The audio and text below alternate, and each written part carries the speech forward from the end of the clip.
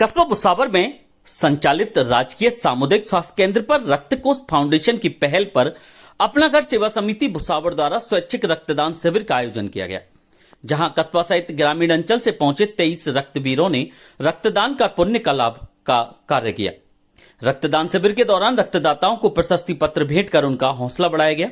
वहीं पहली बार अपने रक्त का दान करने पहुंचे युवाओं ने रक्तदान करने के बाद सभी को प्रोत्साहित किया। अपना घर सेवा समिति भुसावर के अध्यक्ष राजकुमार बंसल ने जानकारी देते हुए बताया कि ब्लड बैंकों में हो रही रक्त की कमी को देखते हुए रक्तकोष फाउंडेशन की पहल पर अपना घर आश्रम भरतपुर के निर्देशानुसार अपना घर सेवा समिति भुसावर द्वारा राजकीय सामुदायिक स्वास्थ्य केंद्र पर स्वैच्छिक रक्तदान शिविर का आयोजन किया गया, जिसका शुभारंभ पूर्व सांसद रामस्वरूप कोहली एवं सीएससी प्रभारी डॉक्टर दीपक शर्मा द्वारा फीता काट कर किया गया। कस्बा भुसावर के राजकीय चिकित्सालय में आयोजित हुए रक्तदान शिविर में कस्बा भुसावर सहित ग्रामीण अंचल के 2 दर्जन से अधिक रक्तदाताओं ने पहुंचकर अपने रक्त का दान किया, जहां आरबीएम चिकित्सालय भरतपुर से आई टीम द्वारा रक्तदाताओं के रक्त का संग्रहण कर विश्वास दिलवाया कि आपके द्वारा दिए गए रक्तदान का पूरी तरह सुरक्षित उपयोग किया जाएगा। यह रक्त सड़क दुर्घटना में गंभीर घायलों, गर्भवती महिलाओं सहित जरूरतमंदों को देकर उनकी जान बचाने का कार्य करेगा। चिकित्सकों ने बताया कि रक्तदाता द्वारा किए गए इस रक्तदान से 3 मरीजों की जान बचाई जाती है। हमें रक्तदान अवश्य करना चाहिए। शिविर में अपना पहला रक्तदान करने पहुंचे कई रक्तदाताओं ने पहली बार रक्तदान कर इसे सुरक्षित और जरूरी बताया। शिविर में रक्तदाताओं को प्रशस्ति पत्र देकर सम्मानित करते हुए रक्तदान के लिए आभार जताया गया। इस अवसर पर सभी का विशेष सहयोग रहा।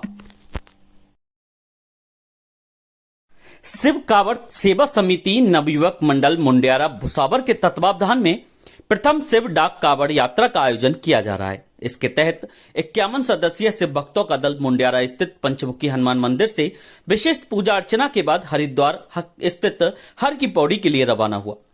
इस अवसर पर बुजुर्गों द्वारा फीता काटकर कांवड़ यात्रा दल का रवाना किया गया।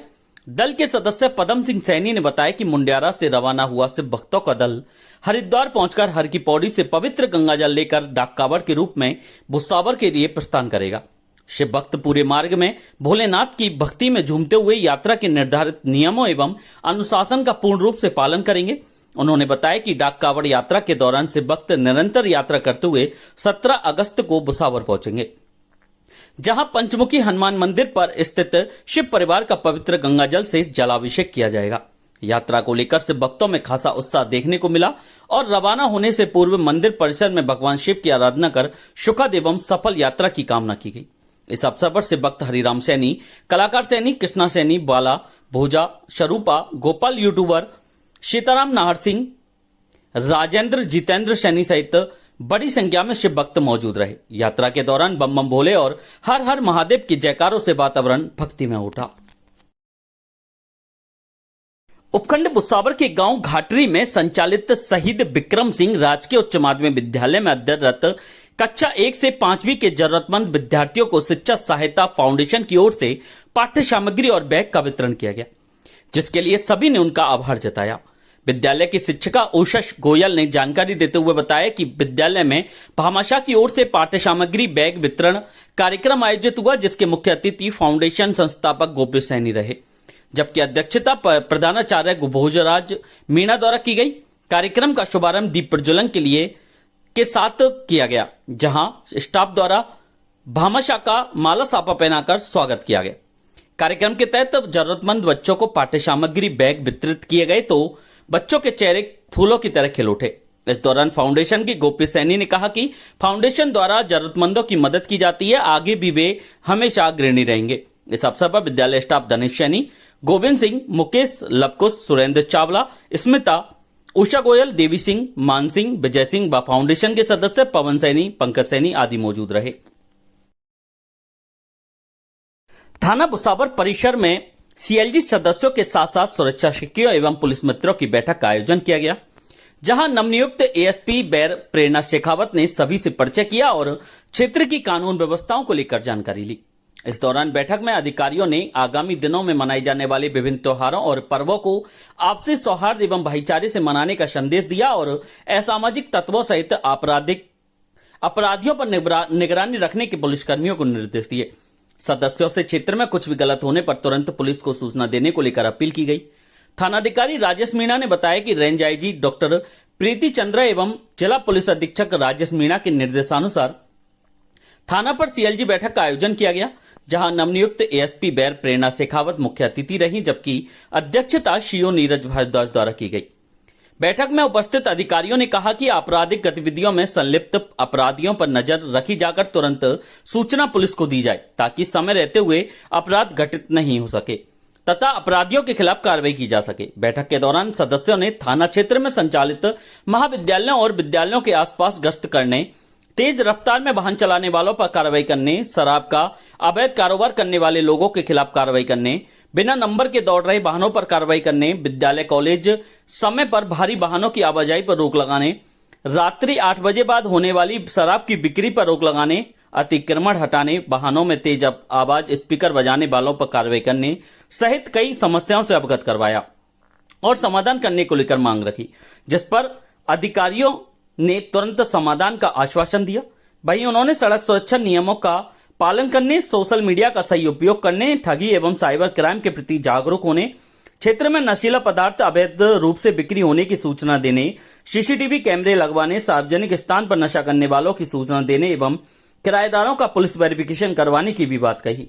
इस अवसर पर सदस्य मौजूद रहे। पुलिस स्टेशन में सीएलजी सदस्यों की बैठक ली गई और आगामी त्योहार रक्षाबंधन 12 वफात के मद्देनजर यदि कोई संभावना हो कुछ गड़बड़ होने की तो उसके बारे में बात की गई। लेकिन यहाँ पे सौहार्द है, मोहल्लों में सीएलजी सदस्य अपना काम अच्छे से कर रहे हैं और कोई भी यदि बात होती है तो पुलिस के संज्ञान में लाएंगे। और हमने उनको और कॉन्फिडेंस में लिया है कि जैसे कोई दो पक्ष लड़ते हैं, छोटे मोटे झगड़े होते हैं, तो वो प्रथम बार में उन्हीं को सेटल वहीं करने का प्रयास करें और हमें भी सूचना दें समय समय पर, और कोई और बात होगी उसकी भी वो हमें पूरी तरह से अपडेट। वर्षा ऋतु में गमलों में लगे पौधों की विशेष देखभाल करनी चाहिए। महाराजा सूरजमल कृषि महाविद्यालय रहीमपुर के कृषि विद्यार्थियों को वर्षा ऋतु में गमलों में लगे पौधों की देखभाल हेतु व्यावहारिक जानकारी दी गई।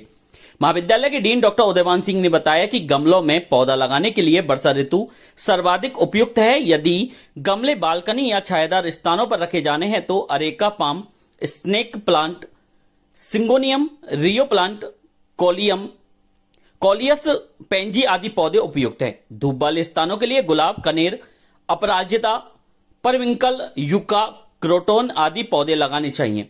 गमले में खाद युक्त मिट्टी भरने से पहले पैंदे के छेद को मटके के खपरा से ढक दें तथा 1 इंच कंकड़ व 1 इंच बजरी या रेत डालने के बाद मिट्टी व खाद के मिश्रण से भरें। गमले को 1 से 2 इंच खाली रखें ताकि पानी देने में सुविधा रहे।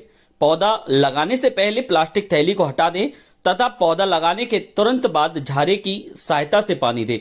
डॉक्टर उदयवान सिंह ने कहा कि वर्षा ऋतु में पुराने गमलों की मिट्टी बदल सकते हैं तथा गमलों में उगे खरपतवार हटाते रहें। गमलों में पानी के निकास की जांच करते रहें ताकि पानी नहीं रुके।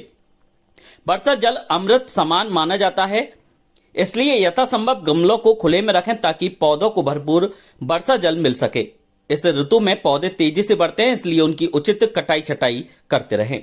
कृषि महाविद्यालय रहीमपुर पर आज कृषि विद्यार्थियों को वर्षा ऋतु में गमलों के पौधों के रखरखाव की प्रायोगिक जानकारी दी गई। वर्षा ऋतु में गमलों में घास उग जाती है या पानी भर जाता है तो उसको निकालते रहें, उसके पानी के निकास को सुनिश्चित करें। और यदि पौधा लगाना है तो सबसे पहले जो गमले के पैंदे में छेद होता है उसको खोल लें और उसके ऊपर मटके का खपरा रख दें और उसके ऊपर हम चाहें तो 1 इंच कंकड़ और 1 इंच बजरी की परत लगा करके मिट्टी और खादयुक्त मिश्रण उसमें भर दें और गमला में पौधा लगाने से पहले जो थैली में पौधा होता है उस थैली को हटा दें और साथ ही ऊपर जो गमला है उसमें 1 इंच 2 इंच जगह खाली रखें ताकि पानी देने की सुविधा रहे। यदि छायादार स्थानों के लिए जैसे बालकनी रखने के लिए इंडोर प्लांट लगाने हैं तो उनके लिए इंडोर प्लांट लगाएं और आउटडोर के लिए हम जैसे गुलाब है, कनेर है, ऐसे पौधे लगाएं ताकि पौधों की वृद्धि उचित होती रहे। ये भी ध्यान रखें कि वर्षा ऋतु में पौधे तेजी से बढ़ते हैं, इसलिए उनकी उचित कटाई छटाई करते रहना चाहिए। धन्यवाद।